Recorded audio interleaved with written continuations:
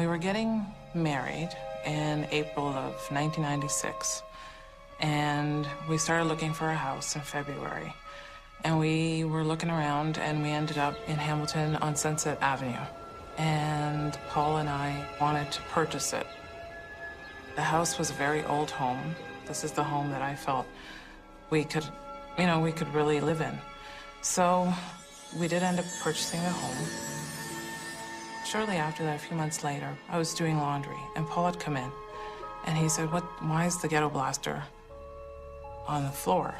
And I said, well, I didn't do it. And he said he hadn't done it. And he said, I guess we have ghosts in the house. That's how it kind of all started.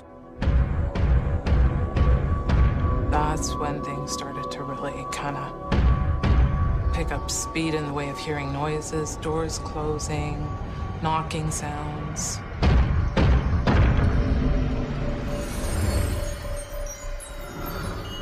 There are a million ghost stories out there, and a million different ghostly personalities.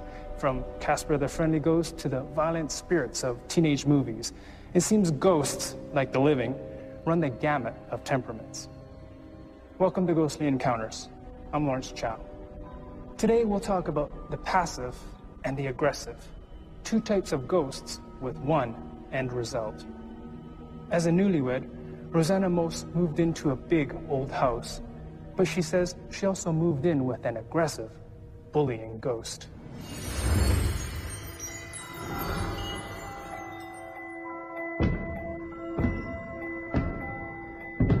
Another time, Paul had left, and I heard heavy footsteps, like a man walking back and forth. And I was calling for Paul, but it wasn't him. And when I said, can you please stop? The footsteps stopped. It was kind of creepy where it was kind of taking over in a way. I just felt like I wasn't alone ever in that home. I was just coming up the stairs to go get something, and just the doors would just automatically start closing one after the other. I just stood there for a few seconds, and I'd go and open them. I didn't really fear it. I didn't look in to see if there was something behind there, because I know there wouldn't ever be anything behind there. It was just whatever energy was doing whatever it wanted to do. It was wanting to slam the door shut. And there were other incidences where my niece and nephew were alone in one of the rooms in the house and the door slammed shut. And it just wasn't opening. Some force was holding it. And I just started yelling, and I said, if you won't let me turn this knob, I'm gonna kick the door down. I was gonna do it just to get to them. I was determined to get to them. So I told him to stand back, and I said, Auntie Rose coming, don't worry. And that's when all of a sudden it was just a regular doorknob, just turn it open. So, because they never stuck. Our doors never stuck. There were no locks on them, upstairs, nothing. Probably a cleansing may have helped, I think. It didn't even cross my mind, to tell you the truth. I was just kind of living it. It was becoming normal in a weird kind of way to me. It was just part of the house, part of my life. In a way, I think that's one of the problems there too, was I didn't show fear. I'd stand up to whatever was there and make them understand that this was my house too. The house was located near Dundurn Castle, and I went on one of the tours one night. And what they had said was that when the Irish immigrants and other immigrants had settled in, a lot of them developed cholera, and that's where they were buried. And the War of 1812 started in the area that we lived in, so there's a lot of history there.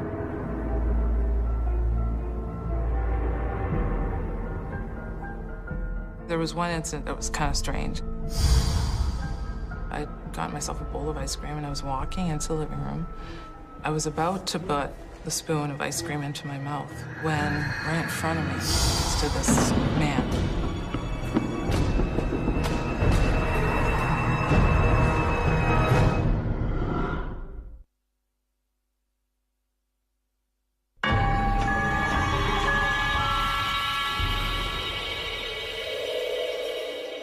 There was one incident that was kind of strange. I got myself a bowl of ice cream, and I was walking into the living room. I was about to put the spoon of ice cream into my mouth when right in front of me stood this man. He was transparent. And he was dressed in, I guess, period attire, like 1800s maybe. And I felt a shove. I didn't see his hand push it in, but I felt it go in, and it cut my gum. He knew that he had hurt me, and he had this kind of demented, kind of happy look, like a sneer almost, that he had accomplished what he wanted to accomplish. And then he just disappeared, just gone. I didn't want to really believe that that happened. That was the scariest, where he touched me. It's kind of scary that they have almost that power, that energy to do that.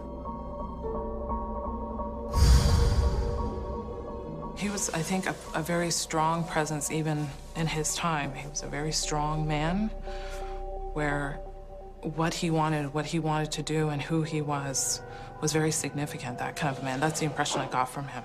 It was his domain, and he didn't want anyone to enter it. And I think he was protecting it. And the thing I felt from that man when he stood in front of me was just hate. A very strong, angry person that didn't like women. Every time things like that would happen, I was kind of, I think, in shock a lot of times, where I was just kind of thinking about it, kind of processing it, like, and then I'd kind of blow it off and say that, you know, it really didn't happen. Maybe it was just me, it's just the stress of it all. The only thing that was deep in my mind living at that house was I wouldn't want to raise a child in this house. So I knew that if either we were thinking of having children, or when I became pregnant, I was going to move, because I just didn't want to be in that house. It was pretty, there was too much activity in there, and it was like I was always fighting. That's what I always felt, like I was fighting to be there, day in and day out. There was a battle waking up and a battle even while you're sleeping. The one point that was the scariest, I would say, was I was sleeping one night, and I don't know why I woke up, but I woke up and I sat up on my elbows, and the door opened, the closet door that was in front of my bed. And then when it started to open very slowly, and out came these black figures, and I could tell they were male and female. And I was trying to wake up Paul, and I was shaking him, and he just would not wake up. And I mean, I wasn't being gentle about it, because I really wanted him to wake up, because I thought, what the heck is going on? They were gliding across, and they totally surrounded the bed.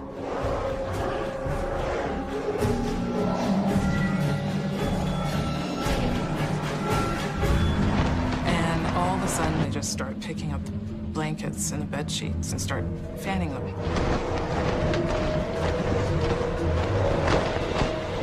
And the wall across from me went totally black. The room kind of went black, and all these stars kind of appeared. It's like I was outside. I could feel a cold breeze, a really cold breeze. All of a sudden, I feel like I'm being raised up, and I was being pulled in that direction. I just started screaming, "No, you can't take me, no, you can't take me," and I held onto the bedpost, and I put my head down, just holding on, like mine was white-knuckled, holding onto this bedpost, because I could feel I was being pulled. It was a very strong force. And then I could feel like this heavy warmth almost coming through. And I turned to look at them, and they were all gone. The bed sheets were at the end of the bed, and the door was open. My heart was pounding. I just sat at the end of the bed for a little bit, just kind of thinking about what had happened. And, you know, I didn't want to go near that door of the closet door. I didn't even close it or anything. I just sat there, just kind of thinking about everything that happened. And then a few years later, I was telling this woman that I worked with the story, and she said, because she believed in the supernatural, and she said to me that you're protected. That's why, because she said they wanted you dead.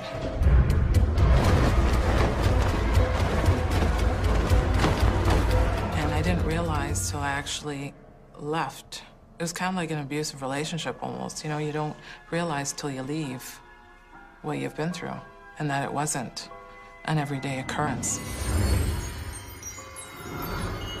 Rosanna speaks of an aggressive spirit, but our experts go further than that. Pushing the ice cream, smirking and backing down when she threatens to kick in the door. These are also the actions of a cowardly bully. Craig Brownlee tells a story of a ghost who is passive rather than aggressive. But that doesn't make it any less frightening. And Craig and his roommate are about to have their first taste of that fear. They get permission to camp out in an abandoned house while looking for a proper place to live. I thought it was fantastic. It was generous. All of a sudden now we had instant place to stay. We didn't know what to expect. It was a shock when we got there because it was an abandoned, dilapidated little bungalow that was in rough shape, very rough. It seemed like wherever you walked in the house, this feeling of this is a strange place would sort of overwhelm you. It was a bit cold and chilly in there. You could see a lot of issues. The drywall was starting to go. The paint was peeling off the walls a little bit in places. There was a beam in the dining room that was coming right through the ceiling, and probably there was mold. I just can't fathom that that place would still be standing. I chose to sleep right underneath this collapsing beam. I don't know why I chose to sleep there, but something drew me to lay in that spot. And I was reading. I'm a wicked insomniac. So I remember putting my whatever it was I was reading down and shutting my eyes and trying to go to sleep.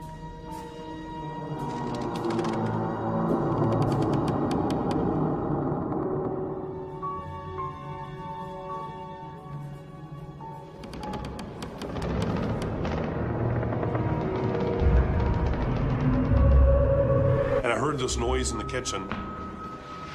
The best way I can describe it is shuffling. And I remember turning my head, looking into the entrance of the kitchen, and something's moving through the kitchen and is coming my way.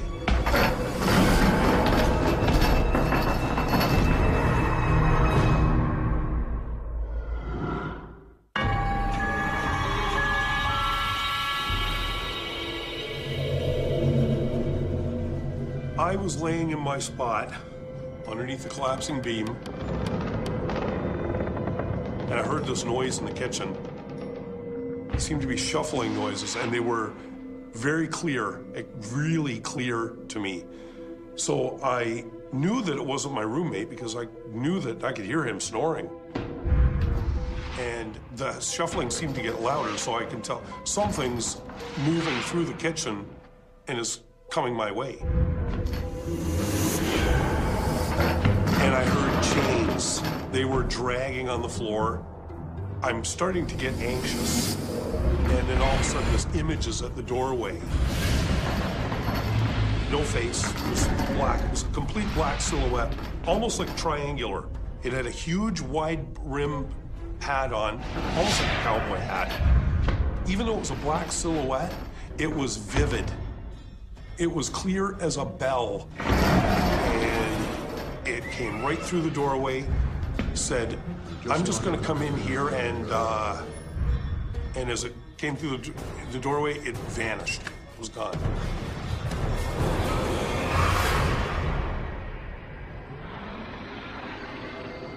My breath was taken away. I was startled and stunned and shocked, and I jumped up and I walked to the kitchen and I looked on the floor to see if it had dropped anything, any kind of physical sign that it had been there. I saw nothing. And I went down the hall and woke my roommate up and told him about it, and he was very, very scared. He was shaking and saying, well, let's just go, let's go. Like, I don't want to be here anymore. And I said, well, it's no big deal. I just letting you know, I'm freaked out. I wanted to talk about it. I wanted to tell somebody, you know. It was such a, I've never experienced anything like that. It was extraordinary. It wasn't a ghost voice, and I can hear it as plain as you and I are talking right now. It was normal. It was matter of fact, is the best way to put it. I've retraced my steps about that a number of times. I wanted to finish his sentence. I'm gonna come in here and have a bowl of cereal. I'm gonna come in here and lay down and die. I'm gonna come in here and what? I have no idea.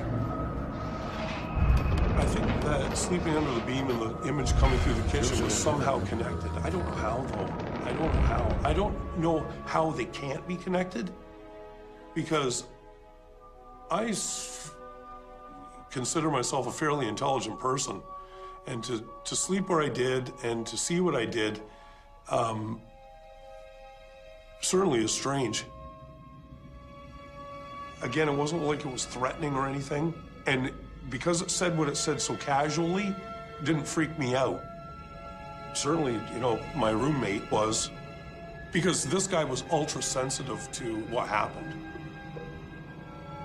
And it was a lot easier to scare him.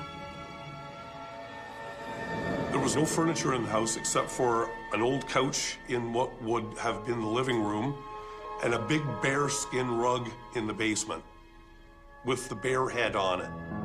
And the bearskin rug was right in the middle of the floor, which was creepy, really creepy. I saw it as a prop. I can use this to freak out my roommate. It's the only thing I saw about it.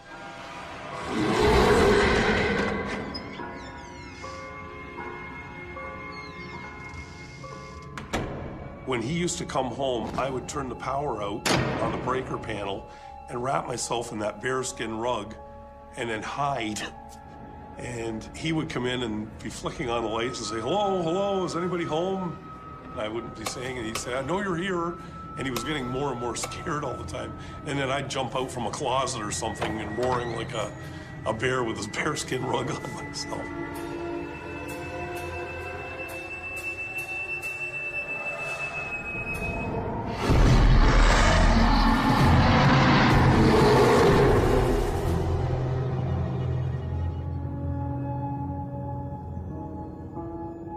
Looking back, I'm horrified that I did that. I shouldn't have done that. You know, I saw how much he was so scared and shaking. I mean, I did apologize to him numerous times after that for what I did. It became a bigger deal after he saw that image. I was sitting on the couch, and we were in this hysterical laughing fit over something. And, you know, he just kind of casually glanced down the hallway and he screamed. He said, I just saw that thing you saw.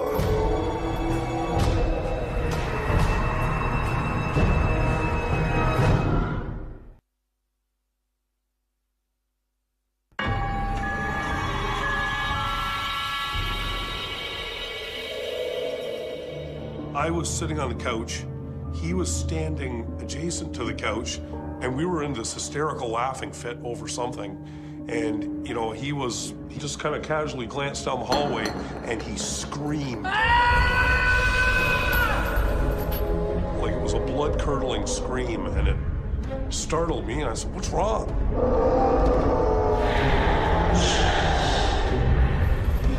And he took a couple of steps back and he said, I just saw that thing you saw.